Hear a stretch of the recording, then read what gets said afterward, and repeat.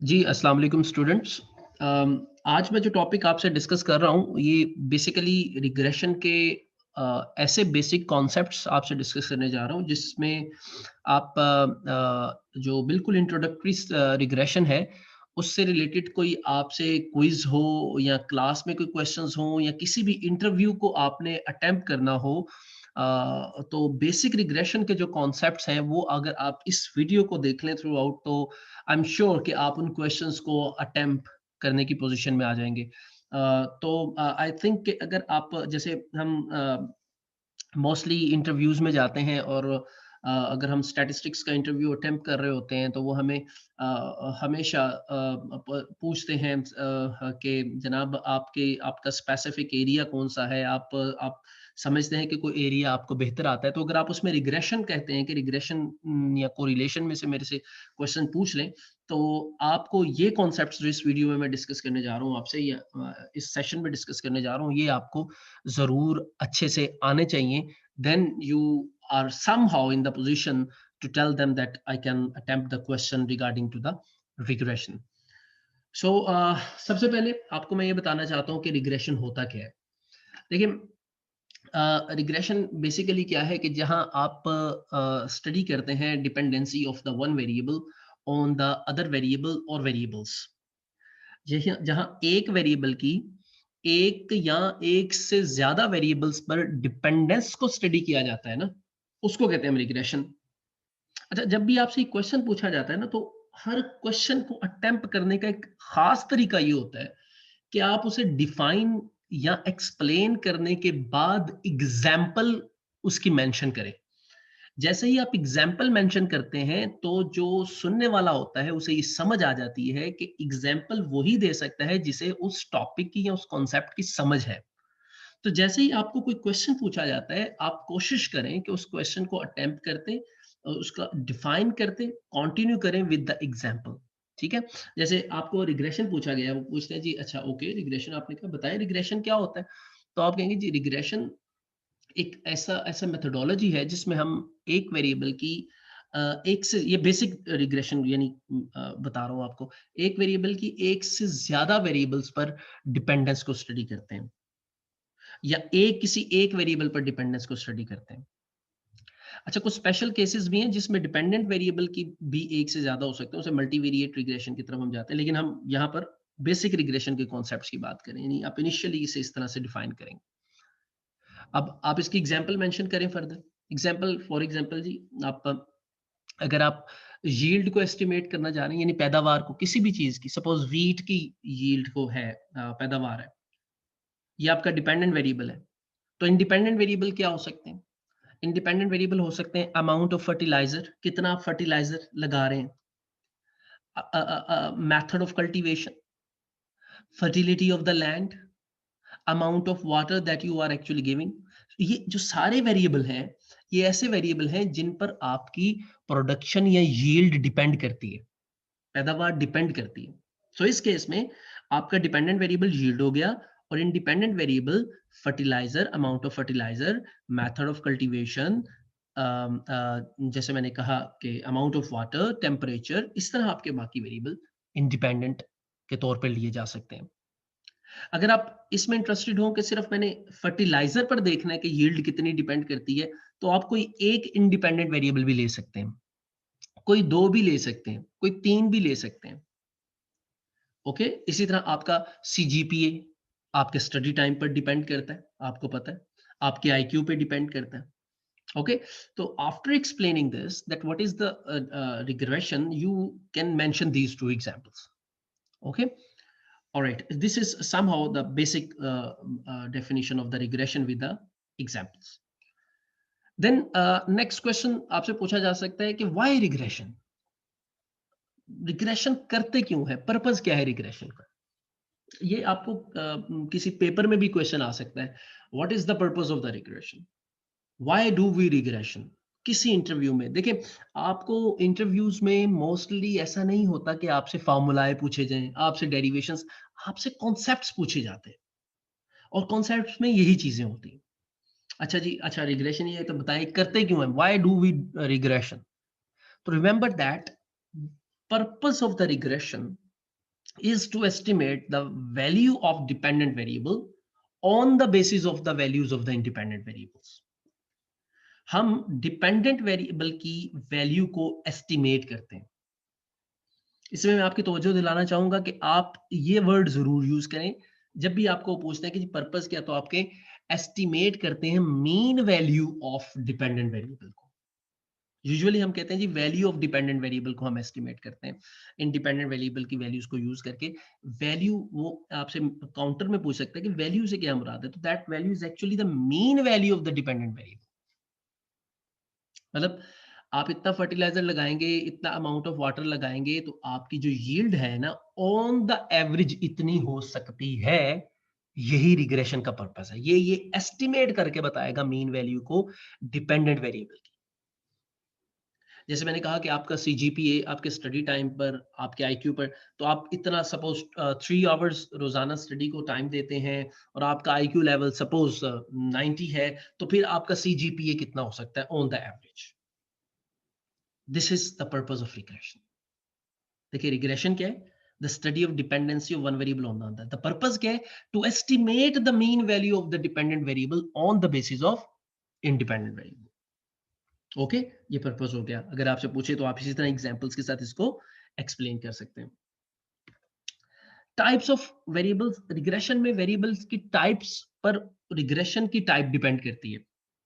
ठीक है, मसलन अगर आपका डिपेंडेंट वेरिएबल कैटेगोरिकल हो, अभी तक जो मैं बता रहा था, जैसे मैंने वीट की एग्जांपल दी, जैसे मैंने सीजीपीए की example the, amount of wheat हो या अमाउंट ऑफ यील्ड हो या सीजीपीए हो, ये ऐसे वेरिएबल हैं जो क्वांटिटेटिव है। लेकिन अगर डिपेंडेंट वेरिएबल क्वांटिटेटिव ना रहे बल्कि कैटेगोरिकल हो जाए, क्या हो जाए, कैटेगोरिकल हो जाए डिपेंडेंट वेरिएबल। जैसे आप कहते हैं जी अ, अगर मैं इतना स्टडी टाइम देता हूं, ये मेरा आईक्यू है, तो मैं पास होऊंगा या फेल होऊंगा। अगर आपका डिपेंडेंट वेरिएबल पास और फेल हो जाए, या जैसे डॉक्टर ऑपरेशन करते हैं, इतना एक्सपीरियंस है डॉक्टर का, पेशेंट का पैशनेट स्कोर है, जो पेशेंट की कंडीशन है वो ये है, तो फिर पेशेंट सरवाइव करेगा या सरवाइव नहीं करेगा, ये आपका डिपेंडेंट वेरिएबल अगर हो, यानी दो कैटेगरीज हो, तो that is the variable dependent variable which is having the categories. अगर डिपेंडेंट वेरिएबल कैटेगरीज रखता हो तो उसे लॉजिस्टिक रिग्रेशन, वहां पर कौन सी रिग्रेशन लगती है, लॉजिस्टिक। यानी क्वेश्चन आपसे ये होगा कि अच्छा अगर डिपेंडेंट वेरिएबल कैटेगोरिकल हो तो कौन सी रिग्रेशन लगेगी, तो आप बताएंगे लॉजिस्टिक रिग्रेशन। कोई अच्छा एग्जांपल दें, तो जो एग्जांपल अभी मैंने आपको दी हैं, दो एग्जांपल्स, एक मैंने डॉक्टर वाली आपको बताई है, इसको आप ले सकते हैं, एक मैंने पास फेल वाली आपको बताई है, इसको आप मेंशन कर सकते हैं। By the way logistic regression पे आप यहीं पर इसी चैनल पे एक अलग वीडियो पड़ी हुई है, आपको पूरा लॉजिस्टिक रिग्रेशन को उसे डिटेल से एक्सप्लेन किया गया, आप उसे देख सकते हैं। अच्छा, अगर इंडिपेंडेंट वेरिएबल कैटेगोरिकल हो जाए, देखिए इंडिपेंडेंट वेरिएबल कैटेगोरिकल भी हो सकते हैं, इंडिपेंडेंट वेरिएबल क्वांटिटेटिव भी हो सकते हैं। अगर इंडिपेंडेंट, आपसे क्वेश्चन होता है कि अच्छा अगर इंडिपेंडेंट वेरिएबल कैटेगोरिकल हो तो हम क्या करते हैं, तो आप कहेंगे कि हम डमी वेरिएबल्स बनाते हैं। क्या बनाते हैं, डमी वेरिएबल्स बनाते हैं। यानी अगर आपका एक कैटेगोरिकल वेरिएबल है जिसकी 3 कैटेगरीज है, रिमेंबर दैट, तो 2 डमी वेरिएबल बनेंगे। अगला क्वेश्चन इसके साथ ये हो सकता है, अच्छा अगर डमी वेरिएबल, अगर कैटेगोरिकल वेरिएबल की 5 कैटेगरीज हो तो डमी कितने बनेंगे। याद रखें आपने डमी वेरिएबल जो बताने हैं वो कैटेगोरिकल वेरिएबल की जितनी कैटेगरीज होती हैं उससे एक कम बताने हैं। यानी अगर 5 कैटेगरीज हैं तो डमी वेरिएबल 4 बनेंगे, अगर 7 कैटेगरीज हैं तो डमी वेरिएबल 6 बनेंगे, अगर 4 कैटेगरीज हैं तो डमी वेरिएबल 3 बनेंगे। ओके, तो मैं लॉजिस्टिक रिग्रेशन पर डिटेल से बात नहीं कर रहा हूं, मैं इस केस में बात कर रहा हूं कि अगर हमारे पास डिपेंडेंट वेरिएबल और इंडिपेंडेंट वेरिएबल्स जो हैं, ये हमारे पास अगर क्वांटिटेटिव हो तो क्या होता है। अच्छा, अब इसी में रिग्रेशन की टाइप्स, जैसे वेरिएबल की अभी मैं टाइप्स बता रहा था ना, तो रिग्रेशन की भी टाइप्स पूछी। अच्छा, किस तरह, मोस्टली आप linear and non linear regression कह सकते हैं जनरली। ठीक है, और भी रिग्रेशन की बहुत सी टाइप्स है जिन्हें आप एलैबोरेट कर सकते हैं, इसलिए इस क्वेश्चन को एग्जैक्टली अटेम्प्ट करना बड़ा मुश्किल है। आप इसको इसी तरह, जिस तरह मैं आपको कह रहा हूं, आप इसी तरह ही अटेम्प्ट कर सकते हैं कि हम इनको मोस्टली ब्रॉडली रफली linear and non linear regression में कर सकते हैं डिस्ट्रीब्यूट। ओके, अब ये लीनियर और नॉन लीनियर रिग्रेशन अब कैसे डिसाइड होती है? तो आप कहेंगे जी डिपेंडेंट वेरिएबल के दरमियान और इंडिपेंडेंट वेरिएबल्स के दरमियान जो रिलेशनशिप प्लॉट होता है उसे हम प्लॉट करते हैं ना, ठीक है। जैसे ये प्लॉट देखिए, आपने डिपेंडेंट और इधर y है इधर x है, इनको जब प्लॉट किया, ये जो ब्लू डॉट्स आपको नजर आ रहे हैं इनको प्लॉट किया, तो अगर एक सीधी लाइन बन रही है उस डेटा में, आप देखें ना उसका ट्रेंड इस तरह से है कि एक लाइन बन रही है उनके दरमियान, इस तरह से वो इंक्रीज हो रहा है या इस तरह से डिक्रीज हो रहा है। अगर एक लाइन बन रही है तो इसको हम usually linear line, linear regression कहते हैं। ओके, और अगर इसके अलावा कोई कर्व बन रही है तो फिर वो उसी हिसाब से होता है। लेकिन लीनियर रिग्रेशन को आप कहेंगे कि अगर वेरिएबल्स को जब आप प्लॉट कर रहे हैं और वो एक लाइन की सूरत में नजर आ रहे हैं, तो you will say that that is a linear regression, otherwise non linear regression. Okay, अब लीनियर रिग्रेशन में देखो बेसिक जो है ना वो आपकी लीनियर रिग्रेशन ही चलती है, बेसिक जो आप मोस्टली इंटरमीडिएट लेवल पर और बीएससी लेवल पर, खैर बीएससी लेवल पर तो हम नॉन लीनियर रिग्रेशन को भी कुछ हिस्सा पढ़ते हैं। तो लीनियर रिग्रेशन में दो हिस्से हैं, एक सिंपल लीनियर रिग्रेशन और एक multiple linear regression. Simple linear regression और मल्टीपल लीनियर रिग्रेशन। लीनियर मैंने आपको बता दिया कि लीनियरिटी से क्या मुराद है, कि when dependent variable is moving linearly with the independent, ये लीनियर लीनियर से मुराद है। और अब इसकी दो टाइप्स होती है, simple and multiple linear regression. If this is simple linear regression then आपका याद रखें, पूछे सिंपल लीनियर रिग्रेशन क्या होता है, तो आप बताएंगे जब इंडिपेंडेंट वेरिएबल एक होगा, when we have one independent variable. जैसे मैंने आपको शुरू में एग्जांपल दी कि आप यील्ड को सिर्फ फर्टिलाइजर पर रिग्रेस कर रहे हैं, एक डिपेंडेंट एक इंडिपेंडेंट, सिंपल लीनियर रिग्रेशन। अगर आप यील्ड को फर्टिलाइजर, अमाउंट ऑफ फर्टिलाइजर पे भी डिपेंड करवा रहे हैं, रिग्रेसर उसे भी यूज कर रहे हैं, उसके साथ अमाउंट ऑफ वाटर भी ले रहे हैं, टेम्परेचर भी ले रहे हैं, यानी इंडिपेंडेंट वेरिएबल आप एक से ज्यादा ले रहे हैं, तो उसे मल्टीपल लीनियर रिग्रेशन कहते हैं। ओके, तो यहां हमने तीन क्वेश्चंस एड्रेस किए। नंबर वन, लीनियर रिग्रेशन से क्या मुराद है, कब लगाते हैं linear regression? when the variables are moving linearly, when we are plotting them and we observed that they are moving linearly with each other. Then what are the types of linear regression? Simple linear regression and multiple linear regression. Simple भी बता दिया आपको क्या होता है, multiple भी बता दिया, ठीक है। ये ग्राफ मैंने आपको भी एक्सप्लेन कर दिया है, इसको आप माइंड याद रखें। आपसे पूछा जाए अच्छा ठीक है फिर कैसे डिसाइड करते हैं हम कि लीनियर नॉन लीनियर, तो मैंने आपको बता दिया, आपका जवाब यही होगा कि जी पहला स्टेप रिग्रेशन करने के लिए ये होता है कि प्लॉट करके देख लें कि रिलेशनशिप की टाइप क्या है। जिस तरह की रिलेशनशिप नजर आ रही होती है उसी तरह का मॉडल हम अकॉर्डिंगली फिट कर देते हैं, ठीक है। ये अगर आपसे पूछा है तो आप इसका इसका आंसर इस तरह से करेंगे। अब आ जाए लीनियर रिग्रेशन पर। सिंपल लीनियर रिग्रेशन ये आपके सामने लिखी हुई है, अगर आप स्टैटिस्टिक्स या मैनेजमेंट के इकोनॉमिक्स के स्टूडेंट्स हैं तो आपने इसे जरूर देखा होता है, y is equal to a plus bx plus error term, जिसे हम यूजुअली जब फिट कर रहे होते हैं तो ये एरर टर्म नहीं लिखते, y is equal to a plus bx ही लिख रहे होते हैं। अब अगर आप ये मॉडल को जानते हैं और आपको इंटरव्यूअर इस मॉडल पर ले आता है, ओके जी सिंपल लीनियर रिग्रेशन तो आपने पढ़ी जरूर होगी, अच्छा मुझे आप ये बता दें कि यहाँ पर इसमें जो ए होता है इसे किस तरह से इंटरप्रेट करते हैं। ये बड़े बेसिक क्वेश्चंस हैं, ये अगर कोई भी स्टूडेंट या कैंडिडेट अटेम्प्ट नहीं कर पाता तो ये समझा जाता है कि उसे रिग्रेशन का कुछ भी नहीं पता। ए को इंटरप्रेट कर दें, बी की इंटरप्रिटेशन बता दें क्या होती है, तो वो मैं पहले आपको थोड़ा सा एक्सप्लेन कर देता हूँ। आप इस पर नोटिस करें कि जब आप इसे फिट करते हैं एक्चुअली, तो आप इसकी एक्सपेक्टेड वैल्यू लेते हैं इस इक्वेशन की, that becomes expected value of y is equal to a plus bx, और ये एक्सपेक्टेड वैल्यू ऑफ e 0 हो जाती है। तो जो फिटेड मॉडल एक्चुअली आप फिट कर रहे होते हैं, that becomes y is equal to expected value y is equal to a plus bx। यही वजह थी कि ये जो एक्सपेक्टेड वैल्यू y होती है ना, ये मीन वैल्यू होती है। तभी मैंने आपको शुरू पे कहा कि रिग्रेशन में आप जो पर्पस है वो है mean value of y estimate करना। अच्छा, अब इंटरप्रिटेशन क्या होगी, नोटिस करें, अब ये आप अज्यूम करें ये e नहीं है यहाँ पर, तो y is equal to a plus bx है, तो आपकी a की वैल्यू क्या है, a अगर x 0 हो जाए, यहाँ x 0 पुट कर दें तो ये हिस्सा सारा खत्म हो जाएगा और y is equal to a बच जाएगा। इसका मतलब a की इंटरप्रिटेशन क्या बनी, a is the value of y when you are not applying any of x। मसलन जैसे मैंने एग्जांपल दी यील्ड की, आपने एक्स फर्टिलाइजर लिया हुआ था, independent variable amount of fertiliser लिया हुआ था, वो आपने जीरो कर दी, नो फर्टिलाइजर इज अप्लाइड, भाई फिर भी कोई ना कोई फसल तो आएगी, वो फिर भी कोई ना कोई जो यील्ड आई है दैट इज एक्चुअली द ए। इसको हम y इंटरसेप्ट भी कहते हैं कि वैल्यू ऑफ द y कहां पर ग्राफ y को कट कर रहा है जब x 0 होता है। सो एक इंटरप्रिटेशन क्या बनी, this is the value of y when x r is 0, all x's are 0। okay, so this is also called y intercept। b क्या है, ये लिखा हुआ है a की, a is the y intercept and the fixed value of y when x is 0। b क्या है, b क्या है, आप नोटिस करें कि अगर आपका यहां मॉडल हो y is equal to 2 plus bx, okay, मैं इसमें एडिट करता हूं 2 plus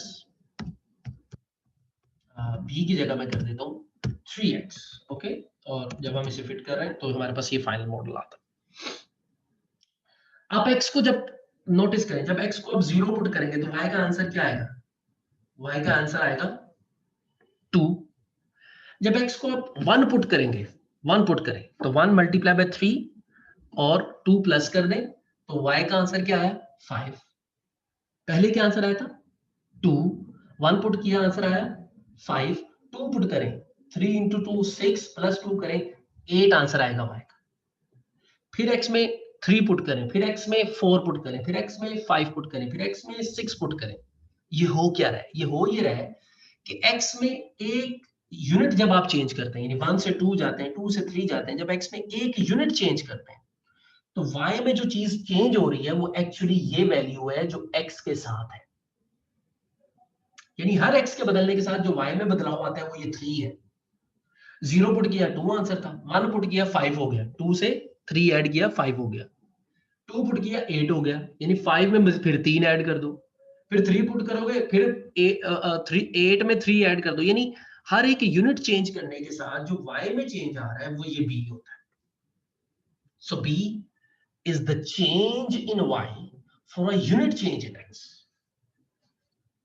1, अब समझ लो ये अमाउंट ऑफ फर्टिलाइजर है, तो 1 kg अमाउंट ऑफ फर्टिलाइजर बदलोगे तो जो अमाउंट ऑफ यील्ड में आएगा फर्क वो ये 3 होगा, 3 times of the amount of fertilizer। okay, so it is also called the slope।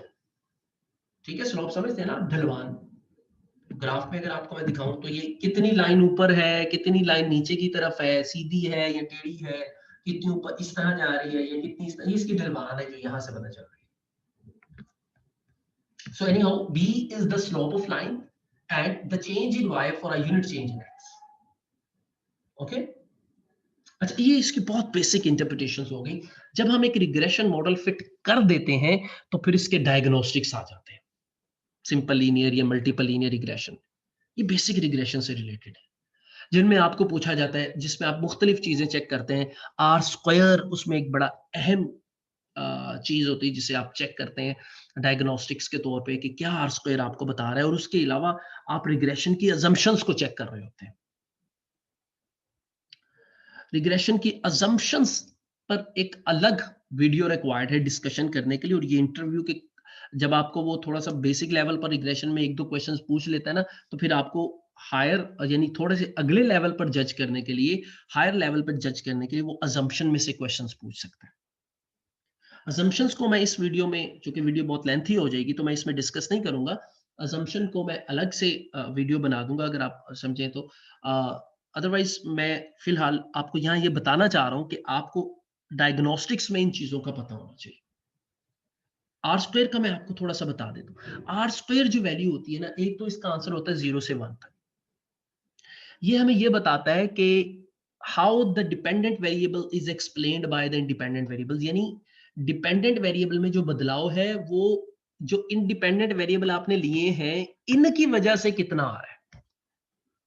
मसलन 0.5 होगा इसका आंसर आर स्क्वायर का 0.5, तो 0.5 का मतलब है 50%, यानी यील्ड, अगर यील्ड आपका डिपेंडेंट वेरिएबल, यानी यील्ड जो है इसमें जो बदलाव है ये 50% चेंज इसमें इंडिपेंडेंट वेरिएबल की वजह से आ रहा है। सपोज अगर आपने वो अमाउंट ऑफ फर्टिलाइजर लिया हुआ है, 50% बदलाव इसकी वजह से आ रहा है, बाकी बदलाव किसकी वजह से आ रहा है वो हमें नहीं पता, वो हमने नहीं लिया हुआ मॉडल।